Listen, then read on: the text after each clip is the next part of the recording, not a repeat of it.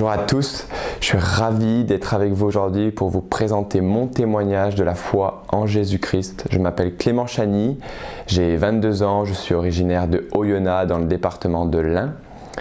Et voilà, je vais vous raconter 22 années mouvementées, mais tellement bonnes aujourd'hui parce que j'ai expérimenté vraiment des choses extraordinaires et qui sont accessibles à tous. Alors je vous ramène 15 ans auparavant, j'avais 8 ans, j'étais issu d'une famille non croyante, mais attentionnée, bienveillante, et il y avait vraiment une ambiance vraiment cool dans cette famille, et je vivais peinard. J'ai eu un moment dans ma vie où j'ai réalisé que je possédais un problème sur moi, un problème physique notamment. Je suis né avec une plagiocéphalie. Alors c'est un nom bien compliqué, un nom scientifique qui définit en fait un syndrome d'une tête plate. Je suis né en fait avec le côté droit qui était complètement aplati à cause d'une mauvaise position dans le ventre de ma maman. Et ça a été le premier détonateur, la première mésaventure dans ma vie qui m'a montré qu'en fait j'étais différent. Et ça, c'est quelque chose que j'ai eu du mal à accepter sur le coup. Bien sûr, c'était encouragé par les moqueries, j'avais une tête qui était différente des autres. Je cherchais la personne qui avait une oreille comme moi, un peu plus collée, qui avait un visage un peu plus déformé, et je ne trouvais pas. Je voyais des gens bien symétriques. Et vous savez, pour un enfant de 10 ans, c'est quand même bouleversant et triste de se voir différent, de ne pas se voir comme la normalité. Et j'ai grandi comme ça, j'ai passé les années, et il est arrivé le collège où de plus en plus mon analyse de moi-même, mon identité, je me retrouvais plus, je ne savais pas forcément qui j'étais. Et j'ai souffert pendant plusieurs années à ce niveau-là. J'avais un manque de confiance en moi, j'avais du mal à parler, j'avais du mal à relationner avec les gens, j'avais du mal à vraiment trouver ma place dans ce monde, de trouver à la fois ma place à l'école, avec les autres, même si bien sûr j'avais des amis et même j'étais très reconnaissant parce que j'avais quand même un groupe très soudé. Et j'ai grandi de cette façon-là. Il est arrivé le lycée, les premiers échecs, à la fois amoureux et scolaires. J'avais une perte d'orientation, j'avais une perte de sentiments, j'avais du mal encore à trouver ma place. Bien sûr, c'était agrémenté par ce fait que je ne m'acceptais pas. Et j'ai trouvé en fait la solution dans quelque chose que tout le monde connaît, c'est le sport. Alors le sport, ça a marqué ma vie. Pendant plus de 7 ans, j'ai pratiqué en compétition la course à pied et le vélo. Donc bien sûr animé par un papa très sportif, par une famille très sportive. J'ai passé vraiment du temps à faire du vélo, des heures et des heures, jusqu'à vouloir en faire ma carrière, jusqu'à vouloir faire toute ma vie. Je voulais consacrer ma vie au sport. Et il est arrivé le moment du lycée où je commençais à prendre mon indépendance, je commençais à vivre à ma façon. Et c'est à ce moment-là vraiment qu'il y a eu un déclic et comme un mur devant moi. Et ce mur, ça a été une blessure tout d'abord. Je me suis blessé en vélo, j'ai attrapé une sciatique. Pour ceux qui connaissent, voilà, c'est une douleur dans le bas du dos qui paralyse, qui donne vraiment des douleurs atroces, et je ne pouvais plus marcher. Pendant plusieurs mois, j'ai dû mettre un terme à ma pratique sportive, et du coup, j'ai dû arrêter ce qui me semblait être le meilleur pour ma vie. J'allais trouver la gloire, j'allais trouver la réussite dans le sport, et tous mes rêves étaient brisés instantanément. À ça, c'est ajouté un décès dans ma famille proche. Ma mamie est décédée suite à une opération chirurgicale. Elle a fait une occlusion intestinale. Et pour un enfant, fils unique, issu d'une famille où on s'occupait bien de moi, j'étais faible par rapport à ce niveau-là. Et ce décès m'a vraiment bouleversé. Ce décès m'a plongé dans une dépression pendant plus d'1 an et demi. J'avais 17 ans, j'étais dépressif. Et à vivre au quotidien, c'était quelque chose d'horrible. Je faisais des crises d'angoisse en permanence toute la journée. La nuit, je demandais à ma maman de venir dormir avec moi, et je tremblais tellement que ma maman devait quitter le lit pour aller dormir toute seule parce qu'elle ne pouvait pas dormir, et j'étais seul dans mon lit. J'avais peur de beaucoup de choses, peur de mourir, peur de la suite, peur de l'avenir, et j'avais aucune réponse à mes questions, à des questions qu'on se pose tous, et si je meurs, et pourquoi la vie est comme ça, et j'avais pas de réponse, j'étais seul. Et j'ai commencé en fait un cursus dans la santé. Et vraiment le début de ma, on va dire, de la recherche de santé, de la retrouvaille avec la santé a commencé à ce niveau-là. J'ai fait une école de diététique, donc une première année à Lyon, qui s'est plutôt bien passée au niveau scolaire, mais dans le niveau relationnel, j'étais toujours au même niveau. J'avais peur de discuter, j'avais peur de m'investir dans des relations, j'étais très timide et l'année était mi-figue, mi-raisin, on pourrait dire. Et c'est à ce moment-là où dans ma vie, j'ai eu ce déclic au fond de moi, comme une révélation. Vous savez, la révélation, c'est quand même quelque chose qui nous prend aux tripes, c'est quelque chose qui est là, qui est présent et qui nous anime. Et j'étais obligé de faire des choix dans ma vie à ce moment-là et de réfléchir à ce que je voulais entreprendre. Et vous savez, en diététique, il y a le jeûne actuellement qui est bien à la mode. Et j'ai voulu jeûner un jour. Et ça a été le premier clin d'œil dans ma vie de ma destination. J'ai jeûné et c'était horrible. Le deuxième jour, j'en pouvais plus. J'avais trop faim, je voulais manger. J'étais tout seul en plus à mon appartement à Lyon. Et je me suis dit, allez, tout le week-end, tu manges pas. Et c'était super dur. Et ce qui est intéressant, c'est que j'ai trouvé la solution dans mon téléphone. J'ai pris mon répertoire et j'ai appelé des amis de mes parents qui habitaient à Aix-en-Provence à l'époque. C'était ce genre de personnes, quand vous les voyez, ils n'ont rien de particulier et pourtant, ils ont ce petit truc en plus. Et ces gens-là, j'avais besoin de leurs conseils à ce moment donné. J'avais besoin d'eux. J'avais besoin qu'ils me disent ce qu'ils font, comment ils vont. J'avais besoin de relationner avec eux. Ils étaient à 400 km de Lyon, mais c'était eux précisément que j'avais besoin. Pourquoi? À l'époque, je ne savais pas encore, mais j'allais bientôt le savoir. Et fin 2017, je finis ma première année d'école et je décide de prendre mon envol pour une autre ville en France et j'avais le choix. Paris, Nice, Toulouse, Aix, Marseille. Et Aix-en-Provence a retenu mon attention. Pourquoi? Parce que justement, il y avait ces personnes que j'avais eues auparavant, quelques semaines avant au téléphone. Et c'est comme si j'étais attiré et j'étais obligé d'aller à Aix-en-Provence.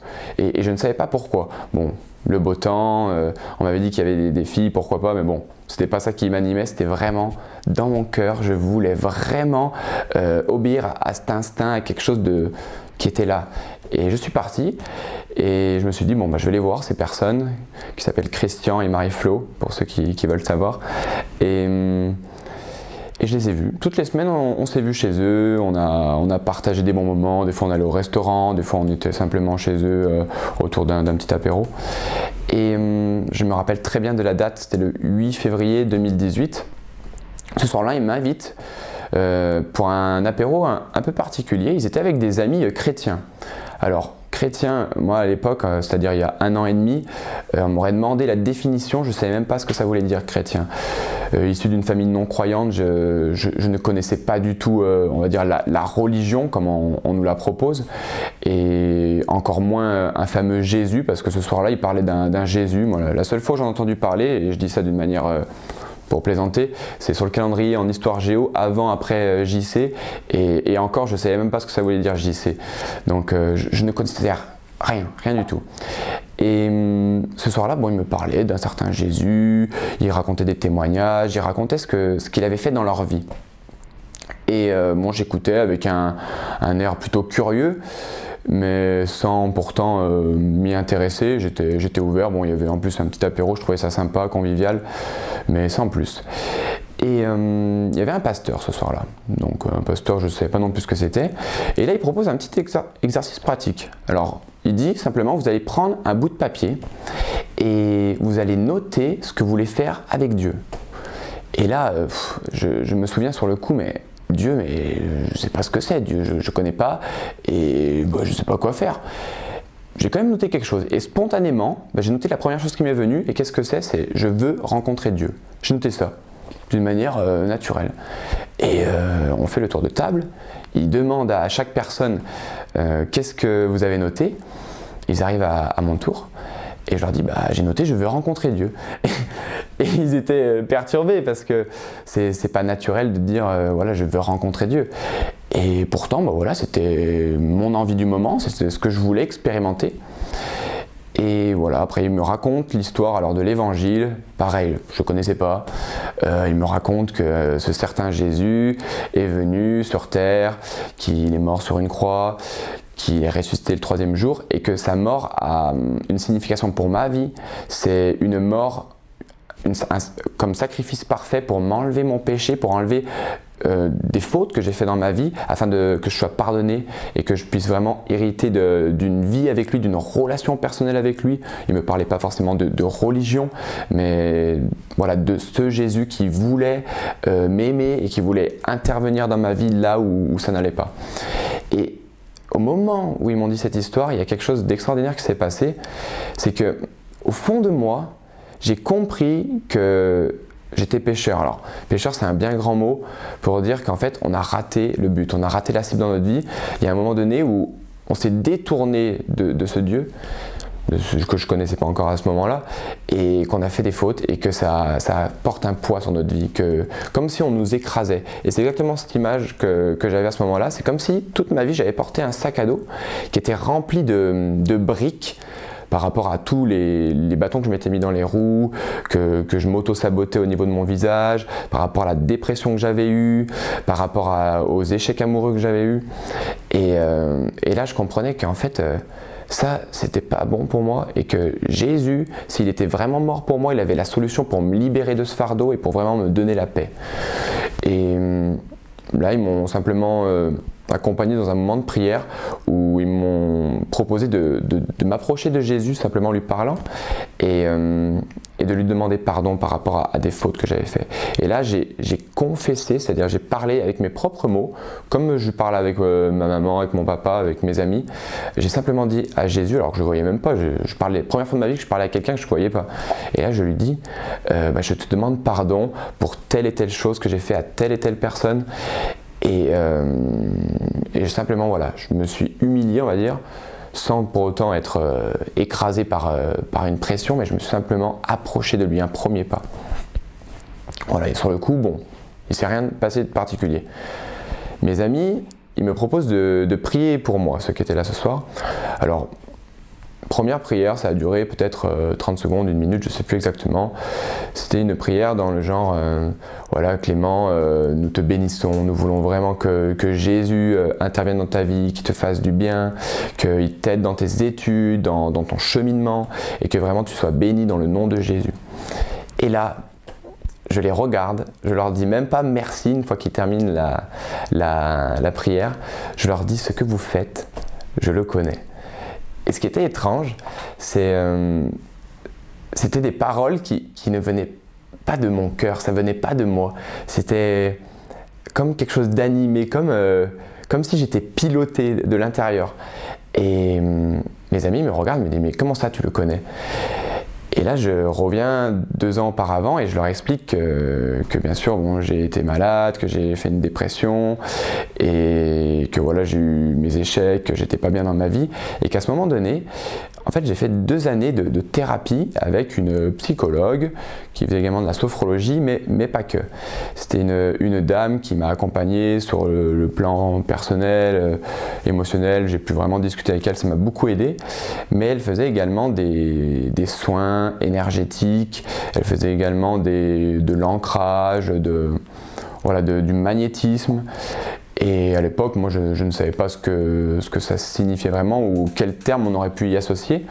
Et ce soir-là, ils m'ont parlé d'ésotérisme, d'occultisme. Ils m'ont mis le haut là sur le fait qu'en fait, cette thérapeute ne faisait pas forcément que des choses physiques, physiologiques, mais qu'elle se servait aussi peut-être de choses spirituelles pour aider ses patients et pour les aider à aller vers le mieux-être.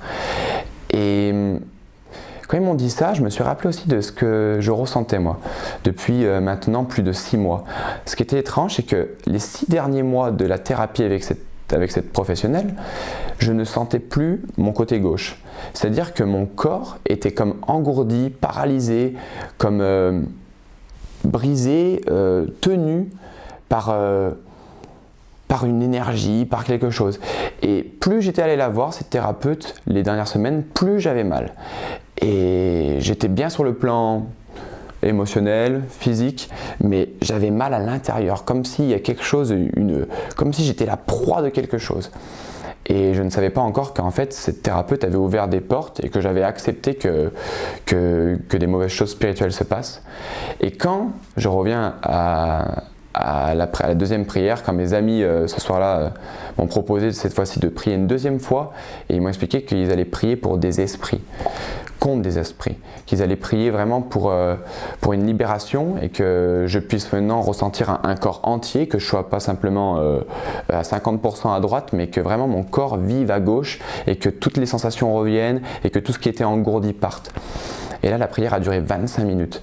Et pendant 25 minutes, ils étaient à côté de moi avec vraiment une attitude bienveillante. Et ils parlaient à un esprit. Ils disaient à un esprit démoniaque de quitter mon corps dans le nom de Jésus. Et vous savez, dans la Bible, il est marqué que Jésus nous envoie guérir les malades et chasser les démons. Et ces simples chrétiens qui étaient là ce soir-là ont simplement mis en pratique ce que la Bible dit. Et quel résultat il y a eu? Pendant la prière, tout mon côté gauche qui était engourdi, qui était paralysé, a commencé à bouger. Le bras bougeait de cette façon, la jambe bougeait également. Et les 5 dernières minutes, il y a eu comme un souffle qui est sorti de ma bouche et quelque chose est remonté et sorti de moi. Et la dame qui était juste devant sur le canapé, elle dit « mais ça pue !» Et ils ont vraiment vu, senti, et moi aussi, qu'un esprit était parti de mon corps. Et ce qui était extraordinaire et formidable à ce moment-là, c'est que l'esprit de Jésus est venu sur moi, il m'a rempli tout entier, et instantanément j'ai été guéri de mon côté gauche qui était paralysé de plus de 6 mois. Et une paix incroyable, comme si au-dessus de moi il y avait eu un vaisseau de lumière qui était venu sur moi, et Jésus m'a bien précisé que c'était lui, comme s'il avait marqué son nom dans mon cœur. Et ça, c'était la première expérience que j'ai faite avec Jésus. J'ai pas fait une expérience religieuse, j'ai fait une expérience d'amour surnaturel dans mon cœur, et vraiment ça a changé mon cœur le soir même. Je suis rentré chez moi, je n'étais plus le même. Je venais vraiment de rencontrer un être, quelqu'un de formidable, mais je ne le connaissais pas encore, Jésus. Et ce Jésus, ça m'a donné soif de le rencontrer, d'aller le chercher, d'aller le découvrir. Et bon, ces chrétiens m'ont encouragé bien sûr à lire la Bible, ils m'ont encouragé à rencontrer d'autres chrétiens pour partager, pour s'encourager. Et j'ai grandi finalement dans une foi non religieuse, mais dans une foi vraiment surnaturelle, et une foi qui vit, une foi qui est vivante. Et j'ai vu des choses vraiment extraordinaires suite à ça. Moi qui en fait était le garçon timide, on m'a commencé à me proposer de parler dans les églises, de prêcher, et devant des dizaines, des centaines de personnes. Et ma timidité est partie au fur et à mesure. Et ça, c'était des victoires extraordinaires par rapport à ma vie. J'ai également parlé, bien sûr, échangé avec ma famille par rapport à ce changement de vie. Et ils ont vraiment vu quelque chose se passer à la fois physiquement et aussi dans mon attitude, parce que c'est vrai que ma tête qui avait été meurtrie depuis ma naissance à cause de cette plagiocéphalie, de cette tête plate, s'est remis également au fur et à mesure, et les gens ne voyaient plus, me disaient: je ne vois plus que tu as un déséquilibre au niveau de la tête, et même moi aujourd'hui je peux dire, et on le voit certainement sur la vidéo, que c'est revenu à la norme. On pourrait mettre même des photos quand j'étais petit pour voir à quel point j'avais une tête qui était tordue, et ça c'est impressionnant à quel point la vie, mais bon, la vie, je sais que ce qui m'anime aujourd'hui, c'est Jésus en moi, parce qu'il dit qu'il maintenant il habite en nous quand on est chrétien, il vient habiter là, il ne trouve pas d'autre meilleur endroit que d'habiter là, et je sais que c'est lui qui le fait parce qu'il nous aime, et il veut vraiment transformer notre vie de A à Z, et pas simplement être de temps en temps avec nous autour d'un repas, on rend grâce, et non, il va être présent. Et ça, c'est quelque chose que j'ai appris au fur et à mesure, à l'inviter dans ma vie, Jésus, à l'inviter à tout moment pour qu'il me dirige dans mon travail, dans mes relations.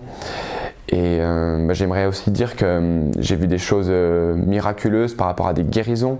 Quand on est sortait avec des amis, priait dans la rue et qu'on voyait des malades, on allait simplement leur dire qu'on était chrétiens et qu'on voulait les aimer en priant pour eux, ou simplement en discutant, et les gens souvent étaient très ouverts. Et il est marqué dans la Bible que si vous imposez les mains aux malades, les malades seront guéris dans le nom de Jésus. Et ça, on l'a mis à maintes reprises en pratique. Et j'ai vu des personnes guéries du dos, j'ai vu des personnes guéries d'entorses au genou, des pubalgies instantanément, j'ai vu des personnes qui boitaient guéries. Et voilà, en fait, on voit Jésus à l'œuvre dans notre vie. On ne voit pas une religion, on voit vraiment quelqu'un qui nous aime et qui veut juste le montrer en action. Jésus, ce n'est pas simplement une bonne parole, c'est aussi un être vivant qui agit encore aujourd'hui, 2000 ans après sa résurrection. Il est là.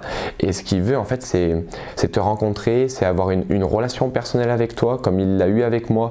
Il veut te délivrer de tout ce qui te fait mal, physiquement, émotionnellement. Il veut t'enlever des fardeaux.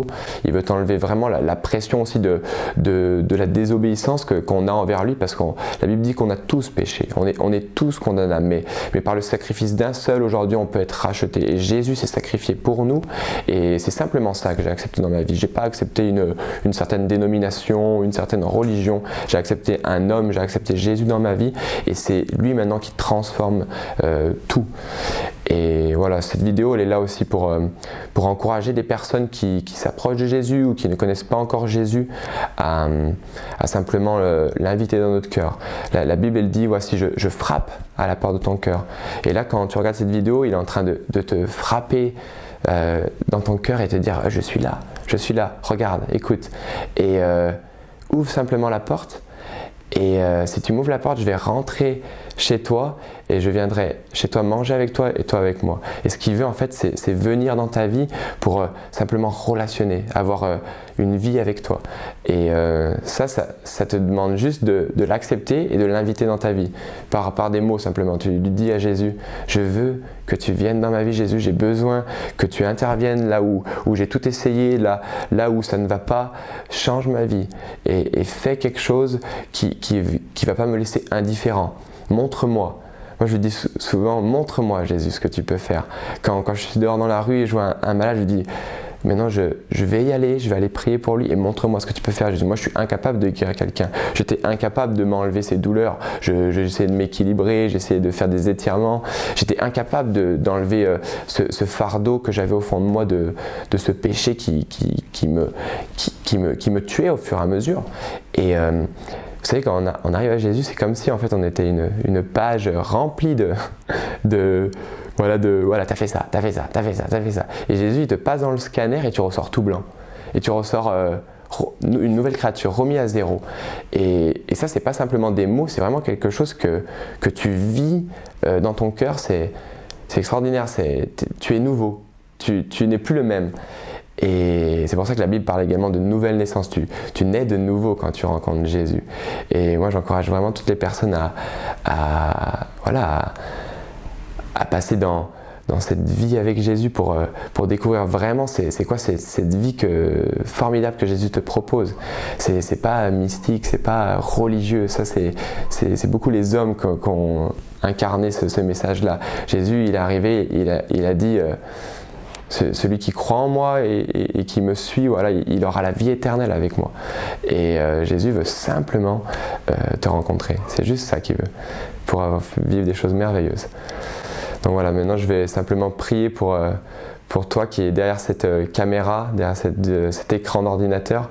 Et vraiment que tu ouvres ton cœur maintenant et que tu laisses cette paix tomber sur toi, cet amour, cette chaleur, cette présence, que tu invites simplement aussi avec des mots dans ton cœur ou avec des mots vifs, ce Jésus que je te parle. Et que vraiment, à ce moment où je vais prier, que tu puisses être sincère et l'expérimenter. Jésus, je te remercie vraiment pour la personne qui est derrière cet écran. Seigneur, tu ne veux pas l'inviter à une religion, tu ne veux pas l'inviter dans une certaine dénomination, mais tu veux l'inviter à relationner avec toi. Tu veux l'inviter à goûter à ta présence, à goûter à tes bénédictions.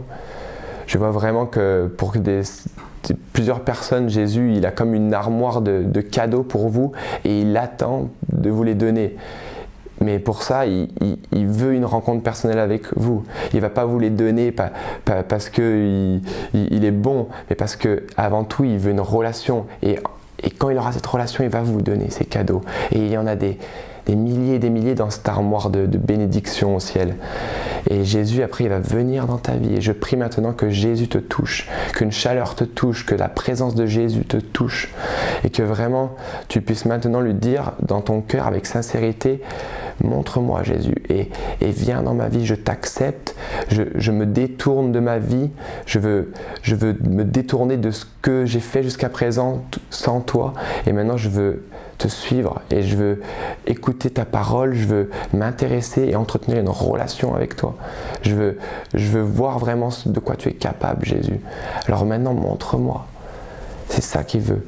Et je prie maintenant que le Saint-Esprit te touche et qu'il mette cette paix là où tu as du désespoir, qu'il mette cette joie là où tu es triste, qu'il répare maintenant toute fissure dans le cœur, toute cicatrice, et qu'il mette ce baume d'amour sur ta vie, que là où tu as des douleurs dans le genou, dans la cheville, dans les hanches, dans le ventre, dans le cœur, maintenant tu es guéri complètement dans le nom de Jésus. Non pas parce que mes mots sont puissants, mais parce que le nom de Jésus est puissant pour ta vie. Et je prie maintenant que son amour se révèle à toi dans le nom de Jésus-Christ. Amen. Amen. Si cette vidéo vous a plu, n'hésitez pas à mettre un pouce bleu, à laisser un commentaire et à vous abonner à notre chaîne YouTube. Retrouvez-nous également sur notre page Facebook ainsi que sur notre site internet jesusmiracledesnosvies.fr. Pour nous soutenir, vous pouvez visiter notre boutique ou faire un don à partir du lien qui s'affiche à l'écran.